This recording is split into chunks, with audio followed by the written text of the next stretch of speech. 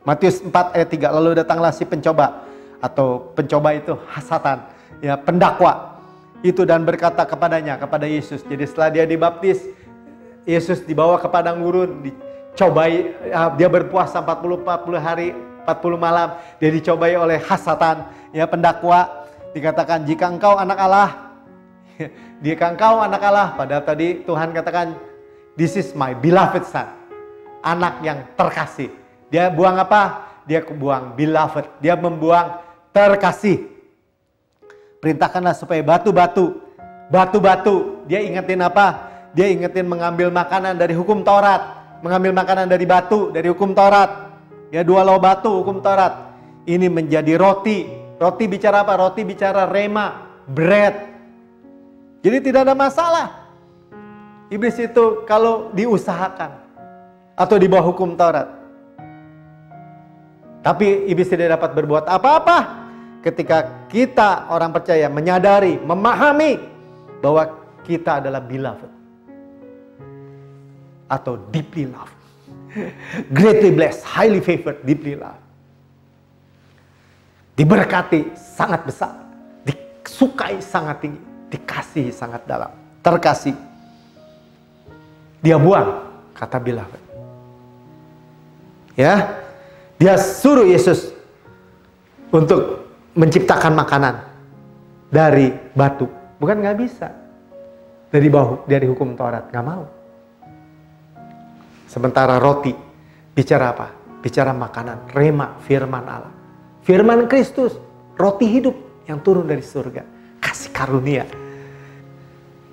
Daud beloved, paling dikasih. Nama Daud artinya beloved, terkasih. Itu yang menumbangkan raksasa-raksasa.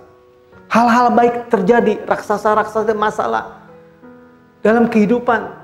Tetapi kita mendapat hal-hal yang baik, sukses, utuh keluarganya, sukses segala bisnis usahanya, dan berkemenangan dalam segala hal.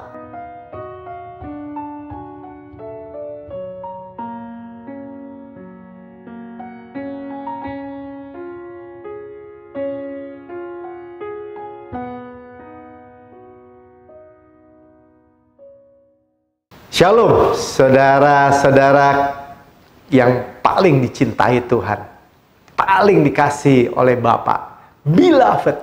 Jumpa lagi dengan kabar baik, Yesus dan karyanya yang sempurna di kayu salib. Dalam tayangan kita ini, atau saya ini, adalah ciptaan baru, new creation, ciptaan baru. Yang lama hukum Taurat, di bawah hukum Taurat, di bawah penghukuman, di bawah pelayanan kematian, dakwaan, tuduhan daripada musuh, sudah berlalu. Surat hutang sudah dipakukan di kayu salib. Sesungguhnya yang baru, kasih karunia Allah, kemurahan yang tidak layak kita terima, hukum roh yang menghidupkan, yang memerdekakan kita dari hukum dosa, hukum maut. Kasih karunia yang berlimpah-limpah, superabound, sudah datang. Sudah datang memerdekakan kita. Karena itu kita menikmati Yesus, kita mendengar, kita memandang Yesus yang indah dari segala sisi. Kabar baik, gospel, too good to be true. Kita memandangnya bahwa dia indah dari segala sisi. Depan, belakang, kiri, kanan, luar, dalam. Waktu dia kuat, dia tidak sombong. Waktu dia lembut, dia tidak lemah. Yesus sekuat baja, selembut beludru. Raja segala raja, Tuhan segala Tuhan, semesta alam, sekaligus hamba yang melayani kita. Dia adalah gembala yang baik, sekaligus anak domba yang disembelih buat kita. Dia yang mensuplai, yang menyediakan, yang memberikan segala sesuatu, segala aspek dalam kehidupan kita, sekaligus roti hidup bagi kita. Dia benar untuk membuat orang berdosa seperti kita menjadi benar. Kebenaran Allah dalam Kristus. Itu firman hidup, firman yang berkuasa. Kita bersyukur kita sampai di bagian kedua daripada bab yang ke-22. Ya, tentang hal-hal yang baik terjadi. Kita sudah mendengar hal-hal yang baik terjadi di bagian yang pertama. Luar biasa saudara boleh dengar. Ya, dan kita terus mendengar Bahwa kuncinya cuma satu. Bahwa kita menyadari, kita mengetahui, dapat mengenal kasih Bapa yang lebar, panjang, tinggi, dalamnya nggak kukur. Dan saya atau kita ini adalah orang yang paling dicintai oleh Tuhan. Jadi pewahyuan, sama-sama kan, pewahyuan tentang kita anak yang paling dikasih. Sekali lagi ya, pewahyuan yang baru nih. Pewahyuan yang baru tentang Bapa yang paling mencintai kita. Saya orang yang paling dikasih, katakan. Ya, karena itu waktu kita mengenal kasih itu, waktu kita mengenal kasih karunia itu, waktu kita mengenal lebih banyak lagi pewahyuan tentang Yesus, God is able to do exceedingly abundantly above all we ask or imagine. Apa itu, Pak? Tuhan itu able, Tuhan itu sanggup ya untuk menjawab doa kita. Ya, apa yang kita imajinasikan, semua sangat jauh, berlimpah-limpah, lebih tinggi. Waduh ya, exceedingly abundantly above. Berarti kita menerima yang benar-benar luar biasa, sangat amat sangat luar biasa. Itulah target Tuhan, itulah tujuan Tuhan untuk kita hidup berkemenangan, sukses, utuh, tanpa susah payah, menerima suplai Tuhan. Itulah tujuan, target Tuhan, supaya kita hidup ditakdirkan untuk berkuasa. Bukan siklus putar-putar, siklus dosa. Diputuskan semua. Tapi dalam kemenangan demi kemenangan, kemuliaan demi kemuliaan, kasih karunia kepada kasih karunia yang lebih besar, iman kepada iman yang lebih besar. Semua berkat janji-janji Tuhan bagi kita sangat jauh berlimpah-limpah, sangat jauh berlimpah-limpah di atas apa yang kita doakan dan pikirkan. Nggak ada artinya apa? Kita dapat meminta, ya berdoa, memikirkan hal-hal yang besar. Karena Tuhan jauh lebih besar daripada kita dapat bayangkan. Ya, memahami betapa besarnya atau super abound, tidak terbatasnya kasih karunia. Kita didudukan bersama Kristus, sama. Satu, Kristus kepala, kita tubuh. Wah, Pak Melki sama-sama diri dengan Tuhan. Tidak, Tuhan yang berkata kamu satu dengan saya. Yesus kepala, kita tubuh. Itulah kebenaran, itulah keajaiban dari kasih karunia Allah. Kalau saudara bisa benar-benar menyadari, bebas dari tuduhan, tuntutan, dakwaan, atau mengharapkan penghukuman. Hati nurani saudara benar-benar hati nurani yang sempurna. Yang murni. Karena dimurnikan oleh darah Yesus. Karena korbannya sempurna. Hati nurani kita sempurna karena korbannya sempurna. Bukan karena upaya usaha perform diri. Di bab terakhir ini kita melangkum semua nih. Sempurna hati nurani kita karena korbannya sempurna. Sempurna hati nurani kita karena korbannya sempurna. Kita mendengar pewahyuan yang baru ya. Ayat-ayatnya kita akan baca Kejadian 22 ayat 2, Kejadian 22 ayat 2 dan 12 sampai 13. Ya, Kejadian 22, 2, 12 sampai 13. Matius 11 ayat 28 sampai 30. Matius 11 28 sampai 30. Matius 3 ayat 17. Matius 4 ayat 3. Matius 4 ayat 3. Kolose 2 ayat 15. Ya, pewahyuan baru memahami kasih Bapa. Pewahyuan baru memahami kasih Bapa. Kasih karunia yang besar menghasilkan mujizat-mujizat, perkara-perkara yang besar. Ya, perkara-perkara yang besar. Saudara rindu? Perkara-perkara besar, hal-hal yang baik terjadi dalam kehidupan saudara. Pahami ini. Pahami ini. Ya, dengan dasar-dasar yang kita udah dengar dari bab-bab yang sebelumnya. Sampai saat ini saudara tidak punya lagi keberatan. Saudara tidak punya lagi ganjelan. Saudara dan saya tidak punya lagi halangan, kontroversi, konspirasi jahat, tipuan iblis, dusta iblis, halangan apapun saudara sudah buang, singkirkan. Halangan-halangan tuduhan, hati nurani jahat, buang semua. Saudara fokus sama karya Yesus, darahnya. Yesus, Yesus, Yesus.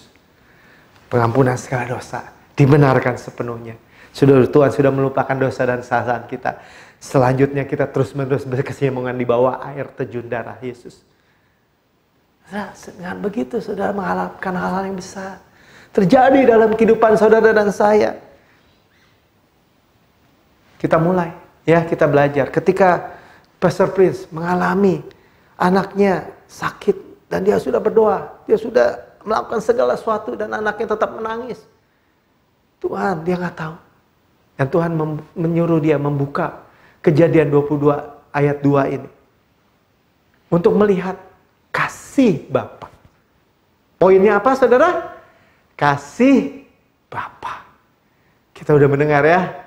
Supaya kita paham. Dibilangkan kalau kita paham, kita menerima. Ambillah anakmu yang tunggal itu yang kau kasihi. Jadi Abraham menggambarkan siapa? Bapa. Yang memberikan anak yang tunggal yang sangat dikasihi. Yaitu yakni Ishak. Pergilah ke tanah Moria. Moria di mana? Di Yerusalem, di Golgota. Ya, di luar gerbang Yerusalem. Sama, saudara. Ya, dan persembahkanlah dia di sana sebagai korban bakaran. Apa itu korban bakaran? Pertukaran. Segala yang indah dari Yesus, segala yang mulia dari Yesus, segala kecantikan Yesus, segala kebenaran Yesus menjadi milik kita. Keburukan kita sudah diberikan kepada Yesus. Ditimpakan kepada Yesus. Yang tidak mengenal dosa telah dijadikan dosa. Ya. Pada salah satu gunung yang kukatakan kepadamu. Jadi saudara jangan lupa. Ini adalah gambaran, tipologi, kiasan. Abraham menggambarkan Allah Bapa. Ishak menggambarkan Yesus. Yang dikorbankan, yang sangat dikasih. Tapi bukan Ishak korban itu sendiri. Ya, penyediaan Tuhan berjalan dari sisi yang lain. Kita tahu ketika Abraham sudah mengikat anaknya Ishak dan menaruh di atas kayu bakar, di atas mesbah dan segera menyembelih. Dan Tuhan katakan, Abraham, jangan kau bunuh, jangan kau apa-apakan anak itu. Lihat di belakang, ada anak domba. Ya, kita naik seperti tangga putar. Naik ke atas bukit. Kita tidak bisa melihat di balik bukit itu. Ada domba yang naik. Ada kambing domba yang naik. Dan tanduknya akhirnya tersangkut di semak duri. Yang menggambarkan apa? Kekuatannya diikat. Yesus itu menahan kekuatannya. Dia nggak bisa ditangkap saudara. Malaikat-malaikat sudah siap untuk menghajar, membunuh orang-orang Romawi yang menangkap dia. Tetapi Tuhan menjerahkan dirinya. Tanduknya tersangkut. Dan disembelih. Ya, penyediaan suplai sedang berjalan. Hal-hal yang baik sedang berjalan. Di balik gunung yang kita tidak lihat. Saudara mengalami apa? Masalah-masalah ekonomi, masalah-masalah penyediaan, masalah-masalah keuangan. Saudara tetap percaya, saudara tetap berjalan. Karena Tuhan menuntun kita. Seperti naik tangga putar.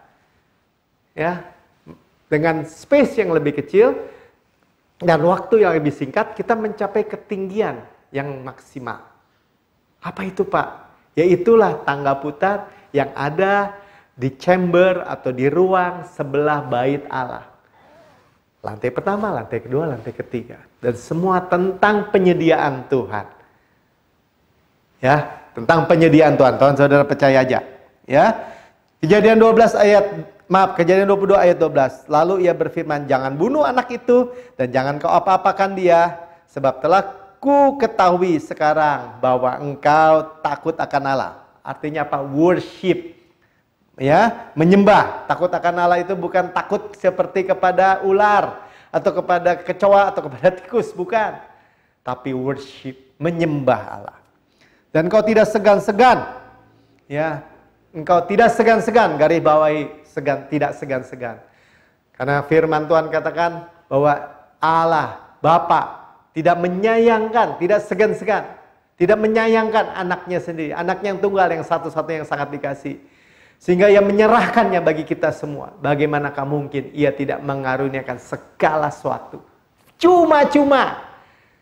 Pak, nggak ada Pak kata cuma-cumanya. Saudara lihat bahasa Inggrisnya, freely. Segala satu cuma-cuma kepada kita bersama-sama dengan Dia. Pelajari lagi yang lalu. Ya, bahwa induk dari segala berkat, diampuni segala dosa. Disembuhkan dari segala penyakit, ditebus dari segala kerusakan atau celaka atau bencana. Dimahkotai favor dan raham, kelembutan. Mulut kita dipuaskan dengan kebajikan sehingga masa muda kita diperbarui seperti pada burung Raja Wali. Mazmur 103 ayat 1 sampai dengan 5. Karena kita bersyukur dan bersuka cita. Pujilah Tuhan hai jiwaku, pujilah Tuhan hai segenap batinku, pujilah Tuhan hai jiwaku. Jangan lupakan segala benefit keuntungannya. Ya mestinya nggak lupa ya, nggak perlu diancam ya. Emang nggak diancam sih. Jangan lupakan segala kebajikannya. Tuhan itu ingin, Tuhan itu mau bahwa targetnya, tujuannya itu tercapai dalam kehidupan kita. Kita berkuasa dalam hidup, kita hidup sukses, kita hidup utuh, kita hidup berkemenangan tanpa susah payah. Dia mau tujuannya terjadi. Bahwa ketika kita melalui kelimpahan kasih karunia, memberitakan kasih karunia, mendengar kasih karunia, menerima kasih karunia, memahami kasih karunia radikal, kita diubahkan, diberkati secara radikal. Radikal itu artinya apa? Exceedingly abundantly above all we ask or imagine. Semua jauh, sangat jauh, berlimpah-limpah, lebih tinggi dari segala yang kita doakan, yang kita segala kita imajinasikan. Tuhan sanggup semua. Wow. Mengatakannya aja begitu panjang ya. Untuk menyerahkan anakmu yang tunggal yang paling dikasih ya. Anak yang tunggal kepadaku. Lalu Abraham menoleh dan melihat seekor domba jantan di belakangnya. Artinya apa? Ini semua tentang Yesus, bukan Ishak. Ishak hanya gambar. Tentang Yesus. Domba, anak domba Allah yang menghapus dosa dunia. Apa yang saya sampaikan ini semua tentang Yesus dan karyanya yang sempurna di kayu salib. Tentang karyanya mengampuni segala dosa. Kita dibenarkan sepenuhnya. Itu yang disembeli akhirnya oleh Abraham. Yang tanduknya tersangkut dalam belukar. Ya, mahkota duri. Lihat ya, Yesus dimahkotai duri.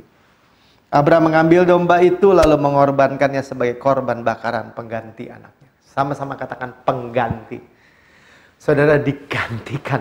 Harusnya saudara dan saya di kayu salib dihukum, dibakar dengan murka Allah, ya, dipaku, dicambuk, disiksa di luar nalar dengan brutal. Saudara dan saya yang harusnya menerima itu, tetapi ternyata ditimpakan, diserap semua, dicurahkan semua murka Allah kepada Yesus sebagai saudara dan saya. Itulah kasih Allah. Saudara, saya membayangkan, itulah kasih Allah. Begitu besar mengasihi kita. Karena begitu besar kasih Allah akan kita, akan dunia ini. Sehingga Ia mengaruniakan anak yang tunggal. Supaya barang siapa yang percaya kepadanya, tidak binasa, melainkan beroleh hidup yang kekal. Meroleh zoe yang kekal. Mujizat-mujizat terjadi, hal-hal baik yang terjadi karena kita memahami kasih Allah itu. Pahami. Kita tidak mau lagi di bawah agama. Kita tidak mau lagi di bawah tuntutan hukum Taurat. Karena tuntutan itu berat. Letih lesu dan beban berat. Itu salib. Ketika Yesus berkata, mari kepadaku. Hai kamu yang semua letih lesu dan beban berat. Tuhan nggak bicara tentang letih lesu beban berat habis kerja. Maksudnya kerja fisik. Mungkin bertani, macul. Atau bekerja di kantor sampai larut malam. Bukan hal itu. Tapi orang berletih lesu dan beban berat kenapa? Di bawah tuntutan hukum Taurat, agama. Pikul lakuk yang kupasang. Ya, nah kita baca aja ya. Jadi beban hukum Taurat sekarang bebannya dipikul oleh Yesus. Sama-sama katakan bebannya dipikul oleh Yesus. Kalau di bawah hukum Taurat, bebannya dipikul sama siapa? Sama kita. Letih lesu nggak? Letih lesu. Pasti letih lesu. Kurang. Masih kurang. Tambahkan lagi. Kalau bebannya di Yesus, Gimana? Itulah kuk yang enak dan ringan. Ini salib, buktinya apa? Hukum Taurat itu dipikul oleh Yesus melalui apa? Melalui jalan salib, Golgota, salib. Makanya saya selalu katakan, saya tidak mau lagi pikul salib. Tapi kan itu firman Tuhan. Iya. Orang yang mau mengikuti Yesus harus pikul salib sangkal diri. Di waktu Yesus belum naik ke kayu salib. Artinya apa? Artinya mustahil orang bisa mengikuti Yesus. Orang-orang mau mengikuti Yesus, mau mengcopy paste semua apa yang Yesus lakukan, apa yang Yesus kerjakan. Mustahil. Nah, karena itu Yesus yang ambil salib itu dan dia yang dipakukan di kayu salib. Itu kebenarannya. Karena itu di dalam Roma 6 ayat 6, di dalam Galatia 2 ayat 19 bagian B, kita telah disalib bersama Kristus. Kita telah turut disalibkan bersama Yesus. Percaya nggak? Dengan iman, saya sudah disalibkan bersama Kristus. Saya sudah pikul salib itu bersama Yesus. Saya sudah menanggung salib itu bersama Yesus. Oh, Bapak nggak apa-apa. Iya betul, karena Yesus yang tanggung. Untuk kita dan sebagai kita. Dan karena itu Tuhan katakan sekarang bebanku enak dan ringan. Karena bebannya apa? Kan bebannya sudah dipikul salib. Sekarang kamu pikul kuk bersama-sama dengan aku. Hal-hal yang baik. Coba lihat ya, Matius 11 ayat 28. Marilah kepadaku, ajakan kasih karunia. Semua yang letih lesu dan beban berat. Hai orang Israel, yang letih lesu dan beban berat. Hai manusia-manusia yang lain, yang sekalipun tidak mengenal hukum Taurat, tapi ada hukum Taurat di dalam hati. Ya. Itu pasti beban berat, berletih lesu. Ya, aku akan memberikan kelegaan kepadamu. Jadi bukan masalah kerja fisik. Aku akan memberikan rest, sama-sama katakan rest. Kelegaan tuh rest. Apa itu Pak? Tuhan saya tidak sanggup, tapi Engkau sanggup. Tuhan saya bersandar.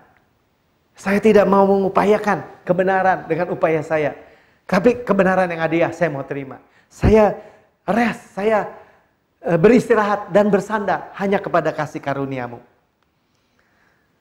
Kelegaan, 29, pikulah kuk. Nah, kalau dibilang kuk apa tuh Pak? Bebannya di Yesus. Karena kuk itu adalah itu yang menghubungkan, kayu yang menghubungkan antara lembu senior dengan lembu muda. Ada dihubungkan dengan kuk di lehernya. Dan lembu senior ini yang memimpin lembu muda ini. Dan dikatakan kuk itu enak dan ringan. Kenapa? Karena yang memikul beban sebenarnya adalah lembu yang senior. Yang adalah Yesus sendiri. Sama-sama katakan, kuk bebannya pada Yesus. Sekali lagi, kuk bebannya pada Yesus. Beban berat, salib. Bebannya itu sudah dipikul Yesus. Sudah Yesus tanggung semua. Sudah Yesus bayar semua. Yang kupasang dan belajarlah kepadaku. Karena aku lemah lembut dan rendah hati. Ya, learn the unforced rhythm of grace. Bahasa Amplified-nya katakan gitu. Belajar the unforced rhythm. Irama kasih karunia yang tidak menyakiti. Wah, itu benar-benar luar biasa nyamannya, saudara. Ya, jadi kalau ada orang bilang, oh nggak bisa Pak, orang Kristen itu harus pikul salib. Masing-masing kita ada salibnya sendiri. Katakan tidak mau. Saya pikul kuk yang enak dan ringan. Nggak bisa Pak, ya kamu aja kalau nggak bisa. Ya, kalau kamu bisa pikul, nggak ada gunanya Tuhan Yesus turun dari surga untuk memikul salibmu. Karena Tuhan Yesus tidak punya dosa, tidak ada dosa. Jadi di kayu salib, salib siapa itu? Salib kita betul. Ya, karena aku lemah lembut dan rendah hati, jadi tidak memaksa. Tuhan tidak memaksa. Tuhan mengajak, marilah. Jadi kasih karunia itu bukan pemaksaan, marilah. Ya, tidak menghukum, tidak mengancam. Dan jiwamu akan mendapat ketenangan. Sekali lagi, jiwa kita mendapat rest and refreshing, relax. Tenang, teduh, shalom. Apalagi secure, aman, tenang. Walaupun tampak luarnya kita kerja, tapi dalam hatinya damai sejahtera. Karena itu Rasul Paulus katakan apa? Aku bekerja lebih keras dari mereka semua atau rasul-rasul yang lain. Tapi bukan aku, melainkan kasih karunia yang di dalam aku. Lebih banyak kasih karunia, lebih besar kasih karunia, lebih besar mujizat, lebih besar hal-hal kekuatannya. Kekuatannya lebih besar, kuasanya lebih besar. 30. Sebab kuk yang kupasang, nah ya, kasih karunia Kristus yang Tuhan pasang, yang Tuhan berikan kepada kita itu enak dan bebanku pun ringan. Jadi kita ngerti, oh ternyata kasih karunia itu adalah kuk yang enak dan bebannya ringan. Kenapa? Karena bebannya pada Yesus. Sama-sama katakan, ringan dan enak karena apa? Bebannya pada Yesus. Ringan dan enak kenapa? Karena bebannya pada Yesus. Ya, karena itulah janji rest. Ya tadi kelegaan, jiwa kita mendapat sentosa, kelegaan, ketenangan, itu rest. Kelegaan, ketenangan, sentosa, rest. Rest apa Pak? Beristirahat. Kita bersandar saja pada Yesus. Kita bersandar saja pada kasih Yesus. Kita bersandar saja pada dada Yesus. Kita anak yang paling dikasih. Beloved. Ya. Tuhan Yesus pertama-tama dibilang, inilah anak yang kukasih. Kepadanya aku berkenan. Dengarkanlah dia. Ketika apa? Kata Yesus datang ke sungai Yordan. Dibaptis dengan Yohanes Pembaptis. Nabi terakhir dari perjanjian lama. Surga, langit terbuka. Dan terdengar suara. Inilah anak yang kukasih. Kepadanya aku berkenan. Kata Bapa. Ya, berkenan untuk bicara apa? I like. Kita udah dengar tentang Daud. Kukasih, beloved, paling dicintai. Ya, inilah anak yang kukasih, kepadanya aku berkenan.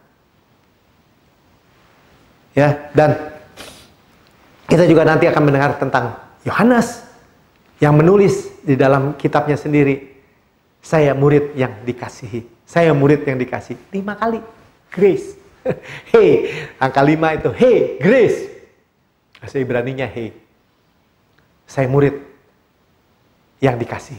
Murid yang dikasih. Tuhan Yesus mengasihi semua. 12 murid, bahkan 70 murid, bahkan semua murid-murid Yesus dikasihi semua dengan sama. Tapi siapa yang mempraktikkan kasih Yesus kepada dirinya? Yohanes. Dan kita juga bicara Daud. Beloved. Terkasih. Dan Tuhan suka menemukan Daud. Tuhan senang. Like. Kita udah belajar. Ya. Di bab-bab yang sebelumnya. Paling dikasih. Sama-sama katakan, saya paling dikasih. Saya sama benar dengan Yesus. Saya didudukan bersama-sama Yesus. Ya, paling dikasih sama benar dengan Yesus. Didudukan bersama Yesus. Kita satu dengan Yesus. Ya, Matius 3 ayat 17 supaya saudara pasti ya. Terdengarlah suara. Suara Bapa, suara Tuhan dari surga yang mengatakan, inilah anakku yang ku kasihi. This is my beloved. Ya, beloved son. Kepadanya lah aku berkenan. This is my beloved son.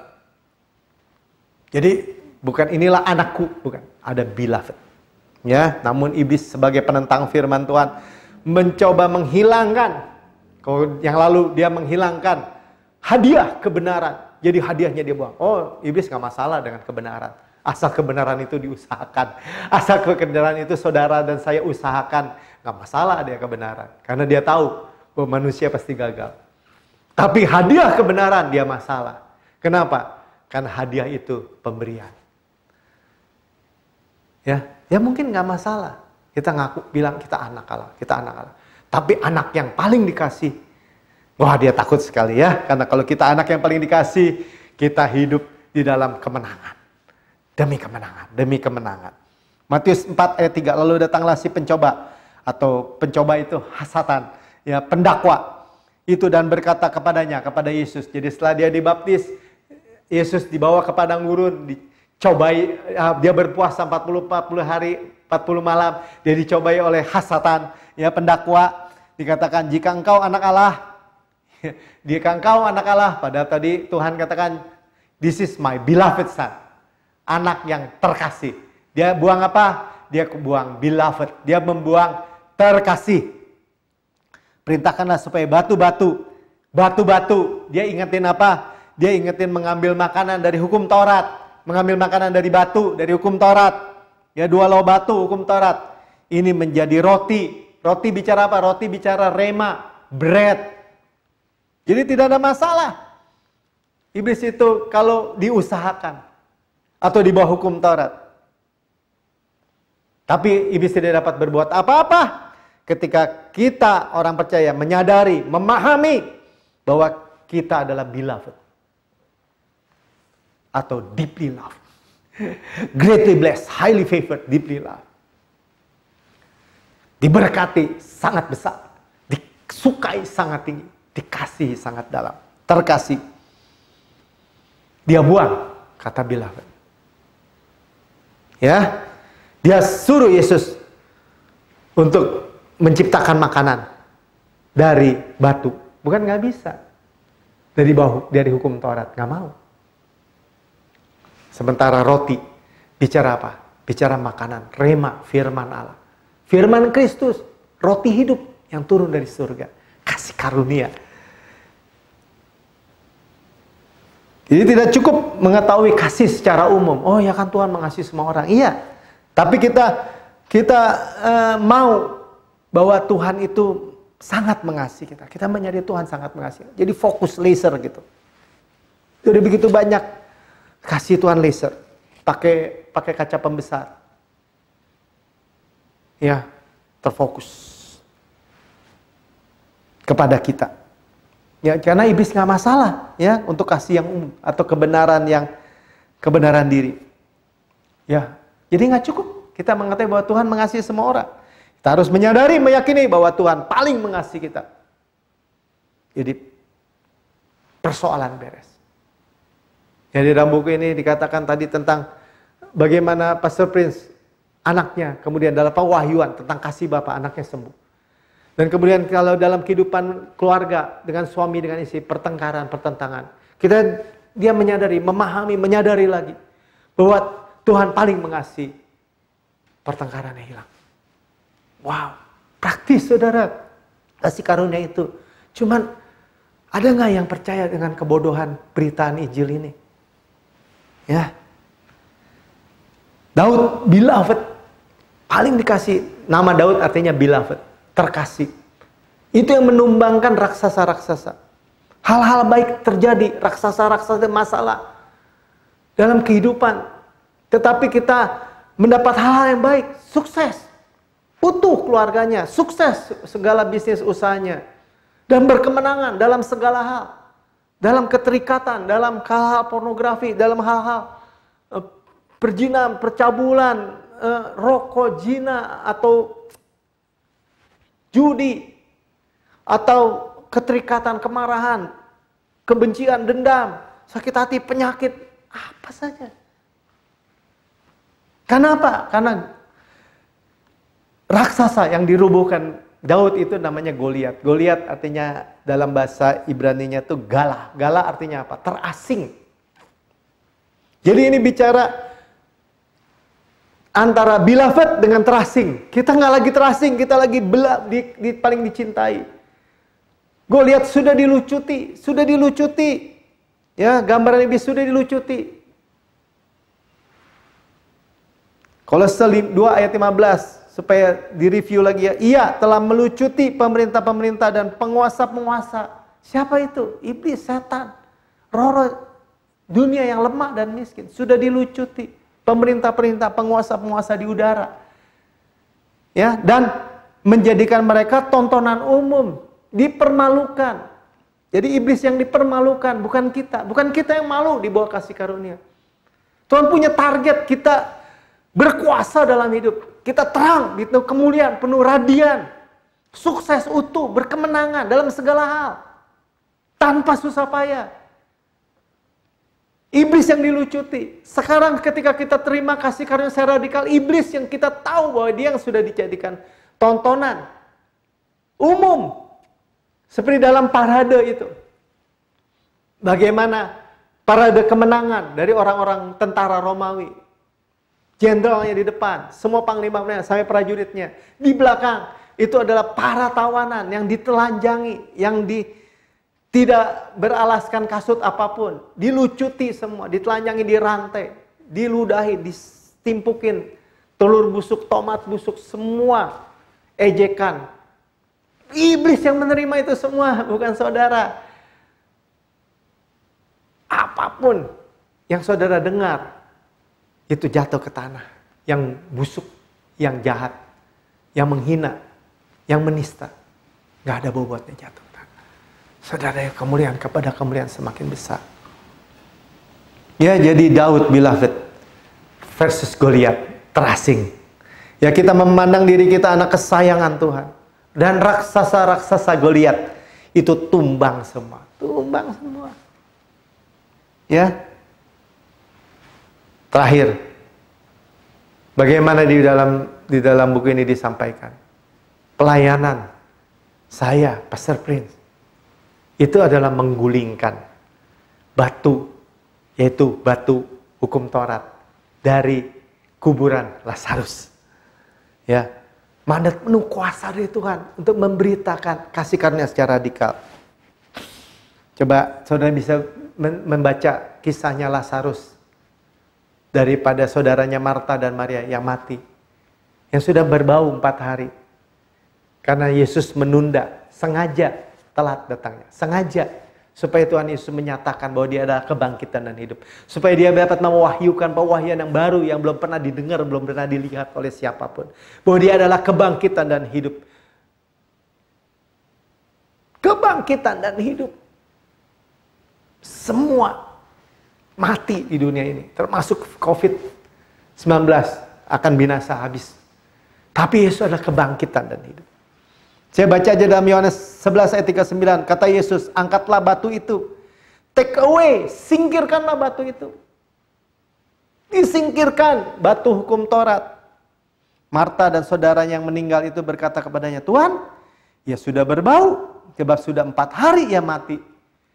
Lihat, batu hanya untuk menutupi yang sudah bau bangkai. Daging busuk. Betul, hukum Taurat perlu untuk menutupi orang-orang yang mati, yang di luar Yesus. Lazarus tidak dapat keluar dengan tubuh kebangkitannya ketika masih batu itu menghalangi dia. Selama dia masih terikat di balik batu itu. Jadi akar hidup, bagaimana untuk hidup berkemenangan? Hidup dalam hidup kebangkitan. Sukses utuh dan berkemenangan itu. Bagaimana? Ya, dalam keuangan, kesehatan, keluarga, dan karir, sehingga tidak terperangkap di dalam gua dan ditutup oleh batu itu. Gimana? Harus disingkirkan. Hukum Taurat harus disingkirkan. Lazarus keluar menyaksikan kemuliaan Allah. Dengar ya, jadi kasih karunialah yang menstop dosa, bukan dosa yang menstop kasih karunia. Bukan, saudara. Kita tidak dapat menyingkirkan batu dari daging busuk. Jadi orang-orang yang tidak percaya, yang tersesat, ya, tapi kita menyingkirkan batu dari apa? Daripada orang-orang yang dibangkitkan, saudara dan saya, orang-orang yang percaya. Biarin aja. Kalau orang nggak mau menolak kasih karunia, dia mau hidup di balik batu itu, menjadi membusuk dan mati. Ya, jadi hidup dalam kekalahan orang-orang seperti itu. Tidak mengenal Tuhan, ya, di dalam perjanjian baru kasih karunia. Kita bukan hanya menerima kasih karunia, kita menerima kelimpahan, superabound kasih karunia, hyper precio kasih karunia. Bukan hanya kebenaran, tetapi hadiah kebenaran. Bukan hanya kasih karunia, tetapi kasih karunia yang tidak terbatas. Bukan hanya kebenaran, tetapi kebenaran yang adalah hadiah. Amin.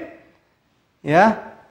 Orang yang mendapat mandat dan kuasa penuh telah menyampaikan kasih karunia secara radikal dalam buku ini bilang. Sehingga apa? Sehingga ini semua kita tahu, wah, apa yang diberitakan oleh Pastor Prince di dalam buku ini, sampai bab yang terakhir ini. Apa yang dia beritakan? Hanya Yesus dan karyanya yang sempurna di kayu salib. Kita itu ditakdirkan untuk berkuasa melalui Yesus itu. Kita memiliki rahasia. Inilah rahasia supaya kita hidup sukses, utuh, dan berkemenangan tanpa susah payah. Amin. Mari kita berdoa. Bapa, terima kasih. Kami bersyukur Tuhan, kami peroleh rahasianya. Bahwa kami anak yang paling dikasih oleh Bapa. Dan kami menerima Tuhan, kelimpahan kasih karunia. Dan kebenaran yang adalah hadiah. Kami terima semua Tuhan karyamu yang sempurna. Yang selesai, yang lengkap, yang sudah terlaksana di kayu salib. Kami terima Tuhan, pewahyuan demi pewahyuan yang baru. Lebih lagi, dan lebih lagi. Tentang pengampunan segala dosa dan dibenarkan sepenuhnya. Tentang bahwa Tuhan sudah melupakan dosa dan kesalahan kami. Dan memberikan kepada kami hidup di bawah air terjun pengampunan. Kami menikmati Tuhan. Semua benefit, semua keuntungan, manfaat. Dan kami percaya Tuhan, jadilah kehendak-Mu itu. Jadilah Tuhan, bahwa target-Mu itu, bahwa kami ditakdirkan untuk berkuasa. Kami hidup mendengar kabar baik, kasih karunia radikal. Hidup kami diubahkan, diberkati secara radikal. Sekarang, Tuhan, terjadi sekarang. Dan seterusnya, kami hidup. Kami tidak mau menyia-nyiakan karyamu yang sempurna. Kami tidak mau menyia-nyiakan benefit, keuntungan-keuntungan ya Tuhan. Kami tidak mau menyia-nyiakan Tuhan. Kami mau memahaminya. Silakan Roh Kudus, silakan Tuhan. Kami tahu. Untuk memahaminya kami juga terima. Kami terima doa Paulus itu. Kami terima doa untuk kami boleh menerima dan menikmati dan mengalami semua kebaikan Tuhan. Semua hal-hal yang baik dari Tuhan. Terima kasih Bapa. Segala puji, hormat, syukur, sembah hanya bagimu. Segala kemuliaan hanya bagimu. Di dalam nama Tuhan Yesus. Haleluya. Amin.